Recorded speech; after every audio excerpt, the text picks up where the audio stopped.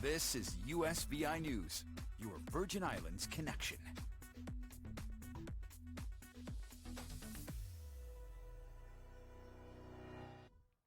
Hi everyone, thanks for joining us for USVI News. I'm Haley Potter. Emily Matson has the night off.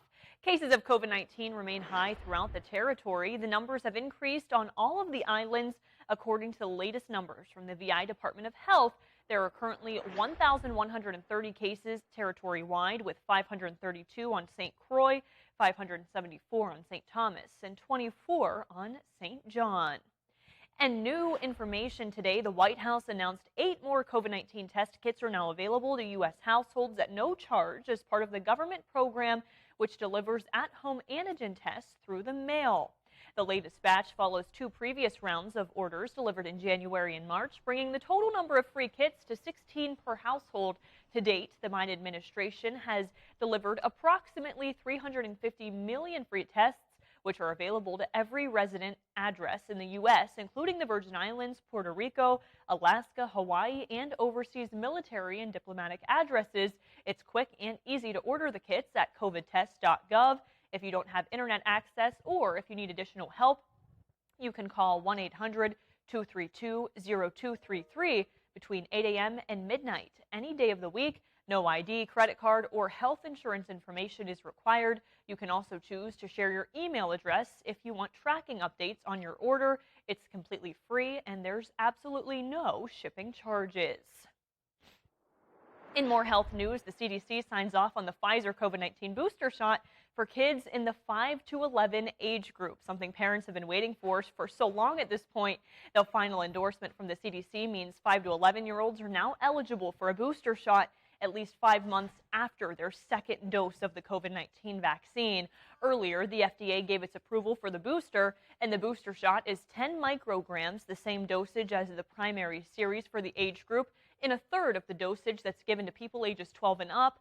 Less than a third of the 28 million 5 to 11-year-old children in the United States have received 2 doses of a COVID-19 vaccine, and that's according to data from the CDC. The 34th legislature of the Virgin Islands will celebrate African Liberation Day next week on St. Thomas, and they'll do so with an art exhibit entitled Art at the Capitol. The ceremony is an observance of African Liberation Day to reflect the rich African culture which has contributed to much of the Virgin Islands' history. Art at the Capitol will take place on Wednesday, May 25th at 10 a.m. on the grounds of the Capitol building in St. Thomas. The public is invited to the open program and the art exhibit to follow. The celebratory art exhibit will showcase various art forms, paintings, and other items which capture and honor the African culture and will be open to the public until 3 o'clock p.m. If you've been thinking about giving a loving home to a homeless animal, this coming weekend may be the perfect time for you to do it. A reminder, this coming Sunday is National Rescue Dog Day, so the Humane Society of St. Thomas is holding an adoption event to celebrate this special day. On Sunday, May 22nd, from noon until 3 p.m., you can visit the shelter to meet and play with adoptable dogs and cats and have some drinks at the dog park, too. A cash bar will be on hand, and all proceeds benefit all of these animals. Also, they're offering a generous adoption fee special, $25 for any dog over 6 months old. If you're a renter and they ask you to bring a signed letter from your landlord saying that you're allowed to adopt a pet. And we're going now on another month of a crucial baby formula shortage caused by supply chain issues, shortages, and some recalls. The Abbott manufacturing plant could be reopened in the next 2 weeks, but another 6 to 8 weeks of shortages are expected until they're able to catch up. And new tonight, dairy farmers are claiming that they have what it takes to help. Parents here locally and across the nation continue to experience a baby formula shortage.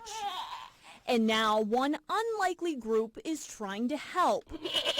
Goat dairy farmers. I recommend it. Dick and Nancy Bernhardt raised their child on goat milk from their family farm, starting him when he was a sick infant. His pediatrician, we happened to just say we have to go home and milk our goats, and he said, "You have goat milk? Give that boy goat milk." and he was fine. They can't sell it at their farm because they don't have a license, but ever since, they've given that goat milk to family and friends, and they recommend getting any type of goat milk, whether it be from a farmer or a grocery store, as a replacement for formula during this shortage. Formula is not available. You have to find something else, and that's really good. They tell me you can add some vital vitamins the baby needs in other ways, and they say having a goat and milking goats is quite an easy process. So you wash their udder off and you milk by hand and take it in the house, strain it. And after cooling, the milk is clean and ready for consumption. So now we know exactly what goes into making this goat milk, but some parents are still skeptical what they're feeding their newborn babies. So we talked to a pediatrician to hear their thoughts. I would not agree that goat milk is a good alternative to formula. Dr. Robert Burns of Children's Community Pediatrics says he doesn't recommend goat or cow's milk or any homemade formula for infants because it's diluting the much-needed nutrients. It is not fortified and easily digestible for kids less than 1 year of age. He knows firsthand how much of a problem this shortage is and says breastfeeding is his #1 suggestion. If that's not possible, he says to look online or at food banks to find formula. Any formula that's available for your baby is the best formula.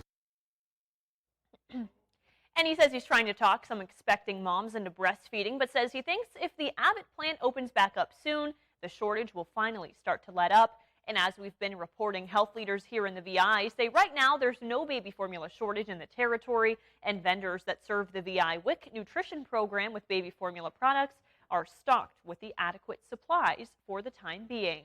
And the House of Representatives passed 2 bills to combat the formula shortage on Wednesday night. One of those bills, approved by a tally of 231 to 192, will provide $28 million in emergency funding for the FDA to help alleviate the current shortage of formula and head off any future shortages. The funds will be used to increase the number of FDA staff to help inspect baby formula before it arrives on grocery store shelves. It will also take steps to prevent fraudulent products from entering the U.S. A second bill, the Access to Baby Formula Act, was passed by a vote of 414 to 9, and it will ensure that low-income families can continue to buy baby formula that WIC benefits during a public health emergency or when there are supply chain issues. On Wednesday, President Biden invoked the Defense Production Act to try and boost baby formula supplies. It lets the federal government prioritize key ingredients for formula production and compel suppliers to provide resources to formula manufacturers. And Barbados native Rihanna is now officially a mom. A source close to the couple confirmed on Thursday that the superstar singer and her artist partner, A$AP Rocky, have welcomed their first child into the world. TMZ is reporting the couple had a baby boy on May 13th. Rihanna and A$AP Rocky went public with their romantic relationship last May. They revealed that she was expecting in a series of photos back in January. The new parents have not yet shared the name of their baby. And a flight attendant jumped into action to help a passenger deliver a baby in the middle of their flight.